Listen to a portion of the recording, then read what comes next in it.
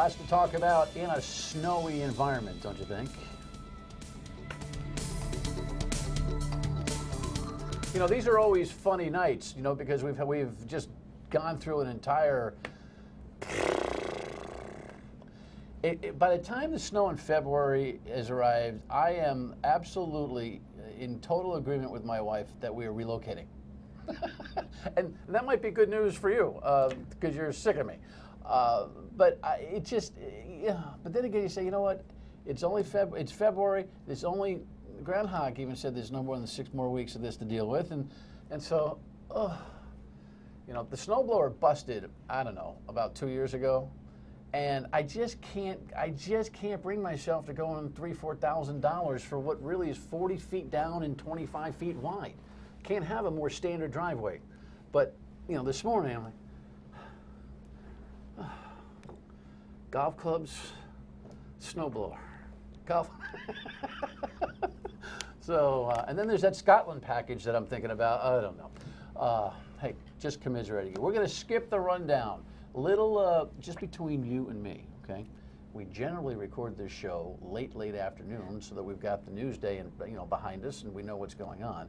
But because of weather and guest cancellations, all that kind of stuff, and guys that think they've worked all night and they're toiling on weather broadcasts, like my guest this evening, we're going to just get right to a conversation. And the great thing is, when I bring Ted on, I probably don't have enough time in a full show anyway to cover all the things that are happening. So Ted Nesi is my guest tonight, and Jess, by the way, is directing her maiden voyage this evening. So. We're just like everyone else in the weather. We're just winging it. Here's something that's brand new in the news, though, and it's a good conversation. You'll find this on Politico.com. National story: CVS stops tobacco sales. So we'll start with that. Ted, good morning, good afternoon, good evening. Good to see you. Dan, thanks for having me, and I apologize for wearing jeans to your august television program, but I was on weather coverage, as you said. Sometimes I'm wearing shorts. I know. As long as I can tuck in behind, I'm in good shape. So you're doing weather this morning? You're on WPR.com and Fox? I always say, Tim White, my beloved colleague, told me when I started at Channel 12, he said, one thing you need to know, because I was in newspapers before this, right. He said, anyone who works at the TV station, when there is weather, you are a weather reporter. And so I pitch in, I'm not above it. What aspect of weather coverage were you doing today? So I man the Impact Center. Basically I look for what's come in really recently that we might not have worked into the scripts for the main newscast yet, and the guys out in the field might not have, and I try that. So I talked to Mayor Fung about plowing in Cranston. I talked about some of the businesses closing. It's hard to remember. I was half asleep. So. Well, good job, and thanks for joining me. So, this story is interesting. CVS. It is, yeah. I've always wondered, when you walk into a pharmacy, why there's so many unhealthy things in it, right? What's your take? Well, it's interesting, and apparently you're far from the only one, because talking to CVS executives today, they've had conference calls and things. This is interesting to me because it's about the transformation of this company. CVS, the biggest for-profit company in Rhode Island by far, more than 5,000 employees, especially in the last, I'd say, 6 years or so, since they bought Caremark, which manages people's prescription benefits. They're trying to become more of a healthcare company. Obviously, they'll always be a retailer because they own drugstores, but they want to be seen as a part of the healthcare network. They have those minute clinics where you can quickly see a nurse practitioner. And what they said today is that when they're talking to hospitals and doctors about the possibility of partnering with them, the first thing a lot of these docs say to them is, why should we partner with someone whose front desk is full of things I tell my people, my patients, they're going to kill them, with lung cancer or whatnot. And CVS said, it's a big issue and it doesn't fit with the new CVS that's so oriented to people's health, so they're getting rid of it. But they say $2 billion a year in annual sales out the window once this ends, between the actual sale of the tobacco products and then the things those customers would have bought, candy or shampoo or whatever. How do they replace that revenue? What do the stockholders say about that? It's interesting. The stock wasn't down. I think it was only down about 1% this morning, which is less than you might expect. And I've been thinking about that myself. I think for one thing, a CVS stockholder at this point understands that the long-term play in the mind of CVS management is we're becoming a healthcare company. And I think they can understand how, if CVS said, we're going to get rid of most of our products or we're not going to sell candy, I think they'd be more concerned. But they can see why this tobacco push fits with that other thing about becoming a healthcare company. The other piece of it is the Wall Street Journal had a great piece today about the really rapid decline in tobacco sales just over the last decade and a half, with all the push to get people to quit smoking and everything. So the other thing is they're exiting a market that's shrinking, and they're doing it so they can bolster their presence in a market that's always growing, the healthcare sector. So I think if you really think out long term, 5, 10, 20 years about what CVS wants to become, you know, there's probably not going to be a huge amount of growth in tobacco product sales, but there could be a huge amount of growth if they become sort of a consumer-oriented health provider. Well, I wonder if they're going to end up being what Walmart has been to so many retail businesses. You know, all due respect to CVS, full disclosure, my wife works there. You know, there's a scorched earth economy that Walmart has brought. You know, it started with hardware stores, or I should say Home Depot and Walmart type stores, where you scorch the retail earth. Right. You build these humongous stores, and sometimes you replace your own stores, leave them behind, and really try to become all things to all people. Now, lazy consumers like that, but I wonder if CVS is going to end up trying to become, you know, a semi-Doctorville. I think you're exactly right. Well, you think of, I mean, those retail is so hard. The margins are so tight on retail in terms of profits. Whereas, you know, if you think of the profits we see in some of the healthcare sector, especially when they can really jack up the prices, if CVS even gets a piece of that, they're talking about a much healthier margin, and on something that's more important to people than maybe getting a Reese's peanut butter bar, or even where they get their shampoo. It's, I'm going to go to CVS with my kid who has the flu, or you know, I think I might have strep. I'm going to get the test done at CVS. I mean, that could be a very lucrative play if they execute it. I wonder what's next in terms of product line other than tobacco. I mean, there's plenty of junk in there. You know, bad cookies, you know, candy, all that kind of stuff. I think that's a very astute question about the next one. Is like, clearly you would think any public health people, activists who want to see these kind of moves, you think of Mike Bloomberg with the soda ban and stuff. Well, CVS is selling a lot of Coca-Cola. Mike Bloomberg would say that's very unhealthy too. Well, there's just a huge sugar story that came out yesterday about how much, you know, sugar, especially in soda, is not good for the ticker. So yeah, so we'll see. But on the other hand, you know, I think they're going to be okay with saying no. We're going to still sell candy. Yeah, I'm okay with it. Yeah. Obviously, I'm okay with it. When we come back, there's all sorts of stuff going on politically, battles over money in the gubernatorial campaign, gender equity, now a big conversation, I think a phony one. We'll come back and talk to Ted about that. Stay with us.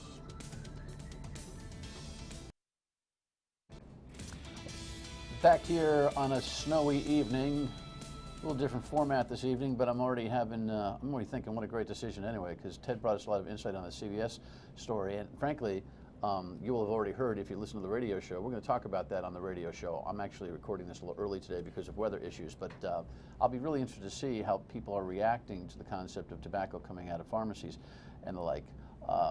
Angel Tavares yesterday got into this whole gender equity conversation as part of his layout of his progressive agenda, I guess, for the gubernatorial race. Here is a headline that was in the Journal this morning. Tavares outlines plan for pay equity. We'll continue with Ted because, of course, when it comes to economics and politics, WPR.com and Nisi's notes and all of that are a must-read for me in order to prepare for this, and a must-read for you, I think, if you want to be informed. You know, he promised yesterday that in addition to holding the law on pay equity, don't misunderstand me, I'm all about pay equity. I don't want anybody to freak out thinking that I'm in the Stone Age. But gender equity goals are conceptually lofty and very hard to execute. He promised that he would, for all boards and commissions, should he be governor, the composite of those would be half women. Impossible, number one. Number two, insulting to women. How so? We're just going to put women on there whether they're competent enough or not, because, you know, we've got 8 people on this board, 4 of them have to be women. Yeah, but we've got 4 or 5 guys here that really know their stuff, and we've only had 3 women apply. What are you going to do, shop on Main Street for a woman to be on the commission?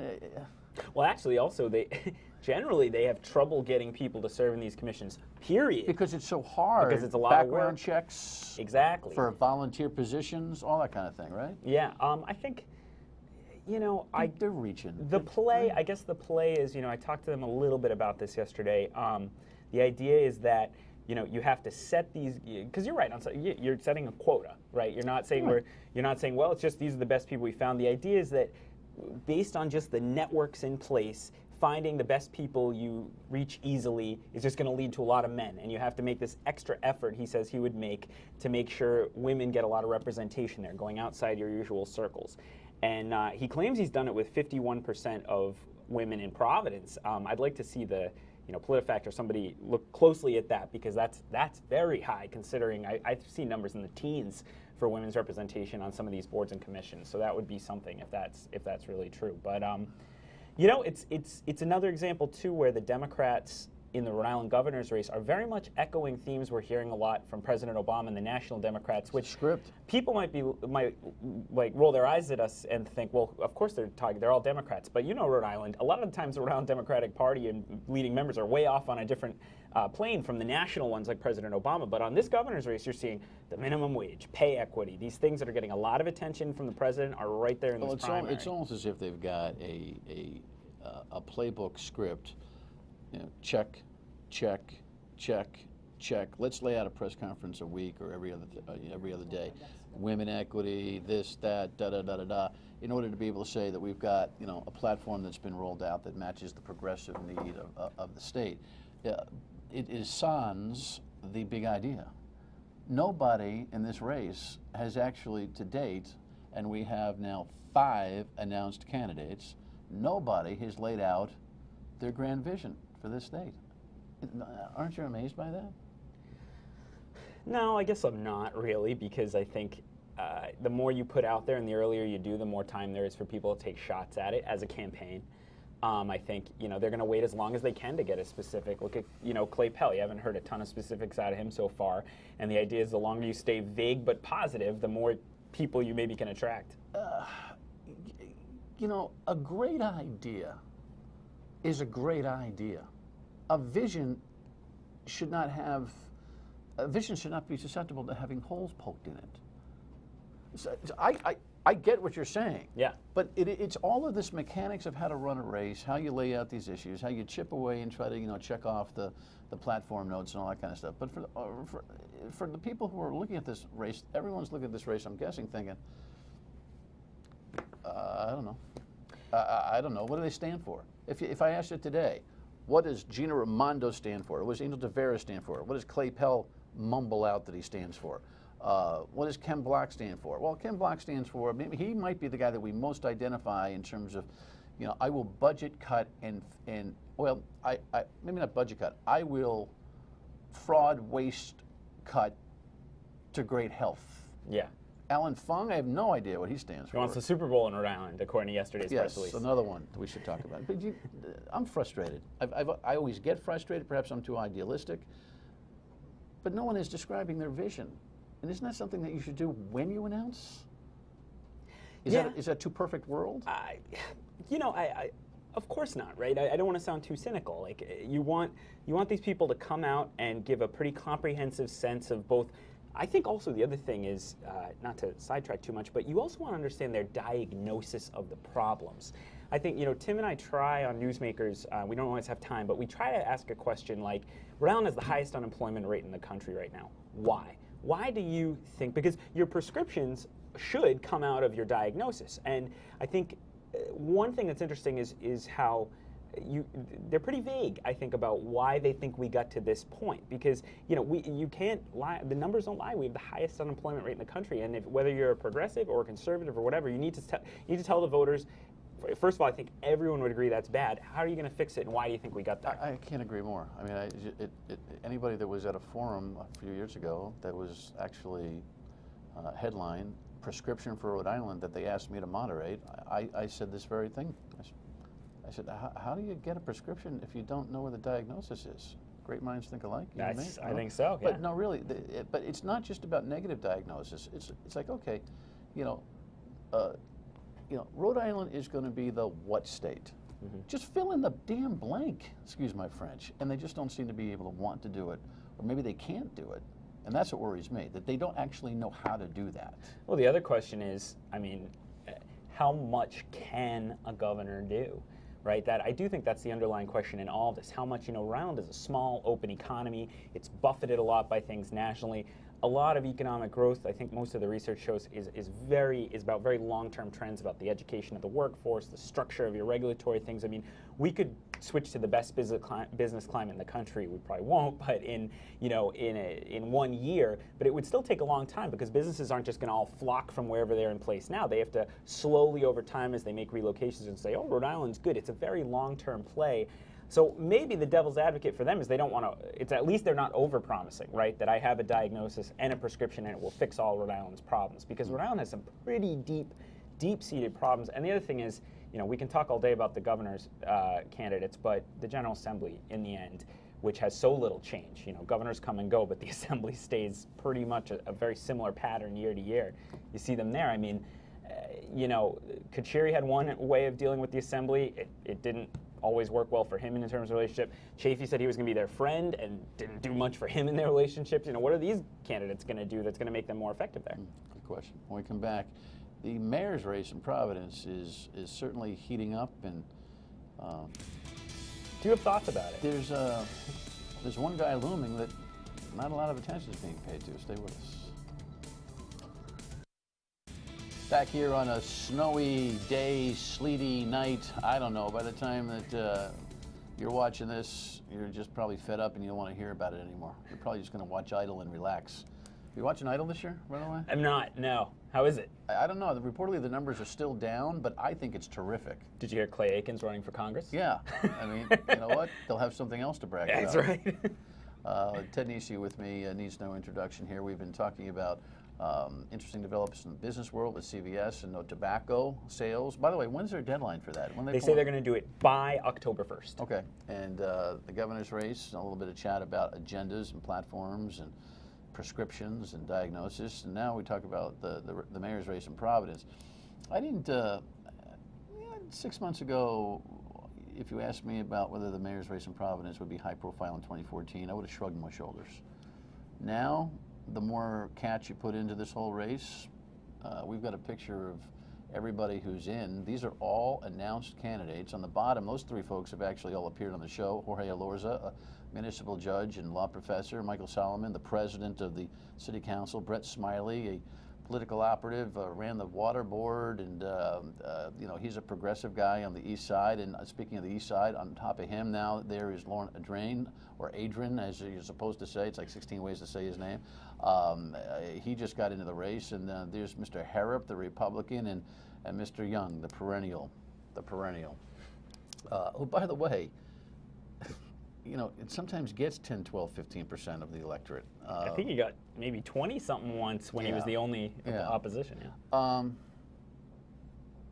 none of them can win if Buddy Cianci gets in the race if all of them stay.